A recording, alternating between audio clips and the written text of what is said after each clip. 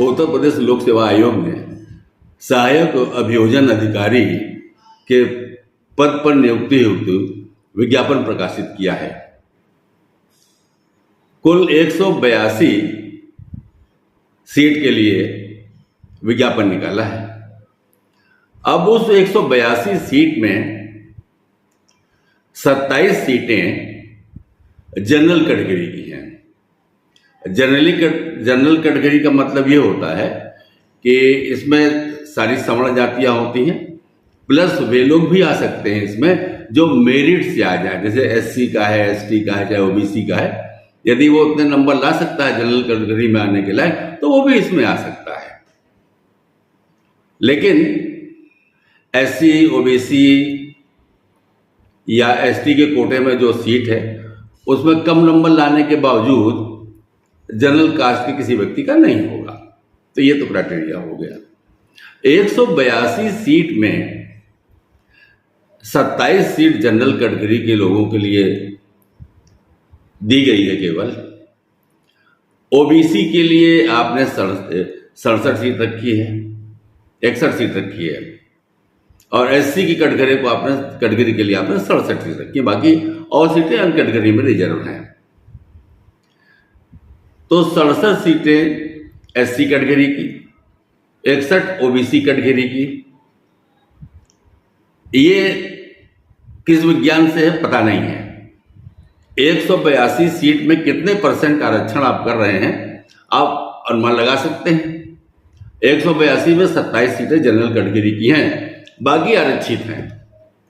आरक्षण कितने % तक गया है इस पर कोई विचार करेगा। अब तो वो समय आ गया है कि हर प्रदेश की जितने भी लोक सेवा आयोग है, चाहे यूपी हो, एमपी हो, बिहार हो, राजस्थान हो, हिमाचल, जहां का भी हो, सबको एक अधिसूचना जारी करनी चाहिए स्पेशल कि किसी भी सरकारी पद की नियुक्ति हेतु कोई भी अपर कास्ट का व्यक्ति आवेदन पत्र प्रेषित न करे या उसके लिए कोई वैकेंसी नहीं है। आप अपर कास्ट के लिए सीधे मना कर दो कि भैया तुम दूसरा कोई काम देखो, आपको ये जरूरत नहीं है, आपको जरूरत नहीं है सरकारी नौकरी की। आप बहुत से करने को काम कर सकते हैं। आप तथाकथित इंटेलिजेंट लोग हैं, बुद्धिमान लोग हैं, आप क्यों नौकरी के लिए प्रयास कर रहे हैं सरकारी नौकरी के लिए? आप कुछ और काम करें ना।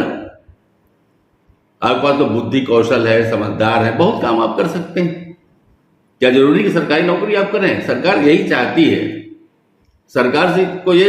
सरकार को लेना देना नहीं है कि आप गरीब हैं या आप में सक्षम नहीं हैं या आप शेड्यूल कास्ट से नीचे की कैटेगरी के लोगों से भी सबसे निकृष्ट गरीबी में रह रहे हैं, इससे मतलब नहीं है। लेकिन आप सरकार के आप वोटर तो सबसे ज्यादा आप ही हैं भाई। सरकार जिनको मदद करती है, चाहे वो मुसलमान हो, चाहे वो ओबीसी के कैटेगरी के आते हो, चाहे एससी कैटेगरी में आते हो, उतने % पे वोट नहीं देते। जो अगर बीजेपी गवर्नमेंट की बात करें, नहीं देते हैं वोट। बीजेपी को 100% देने वाले कौन है साहब? अपर कास्ट के 2-4% उधर हो जाता होगा, कुछ कांग्रेस में, कुछ समाज में चले, लेकिन बहुत कम उसका रेशियो है। मैक्सिमम वोट आपके बीजेपी में जाते हैं। अक्सर अपर कास्ट के लोगों को ही शिकायत रहती है कि हम लोग चाहे सेंट्रल में मोदी जी हों, यूपी में योगी जी हों, उनको तो वोट देते हैं, लेकिन उनके लिए सरकार वास्तव में कुछ नहीं करती। आप जो 80 करोड़ लोगों को भोजन दे रहे हैं, आप उसमें देखें कितने सवर्ण लोग को भोजन आप दे रहे हैं, कितने सवर्णों की आप आर्थिक मदद कर रहे हैं। आप कोई मदद नहीं करते। मेरा आशय समाज में विद्वेष फैलाना नहीं है। मेरा कहने का सीधा आशय यह है कि यदि आप इस प्रकार के आरक्षण को लागू करना चाहते हैं तो आप सब जगह लागू करें। पार्लियामेंट में कर दें साहब। पार्लियामेंट की कल्पना करें कि 182 सीट पार्लियामेंट में है, यूपी पार्लियामेंट में, क्यों 27 जनरल रखें? प्रकाश करें, ब्राह्मण हुआ, भूमिहार हुआ, क्षत्रिय हुआ, जो इस कैटेगरी में आते हैं, जो तथाकथित सवर्ण बिरादरी में आते हैं, आप 27 रखें केवल 182 में, उसी रेशियो से रखें। आप कितना पाते हैं? इसी रेशियो में आप लोकसभा में रखें, विधानसभा में रखें, और इसी रेशियो से आप सुप्रीम कोर्ट, हाई कोर्ट जजेस को बनाइए। वहां क्यों नहीं देखते आप इसी परसेंटेज से आप रखिए, सेना में रखिए, सेना में भी 1% अप्लाई कीजिए। यदि आप 182 सैनिकों की भर्ती कर रहे हैं तो मात्र 27 में लीजिए अपर कास्ट के, बाकी आप लीजिए इससे। वहां क्यों नहीं ये सब आरक्षण लागू करते? सिस्टम में आपने देखा होगा, एडमिशन होते हैं यहाँ पर कि पता लगा अपर कास्ट का मेरिट 200 के आसपास जा रहा है, 190 जा रहा है, और वहीं पर दूसरा है जो रिजर्व कोटे वाले के लोग हैं साहब 10 नंबर पर या 0 नंबर पर एडमिशन हो जाते हैं। ऐसा क्यों हो रहा है?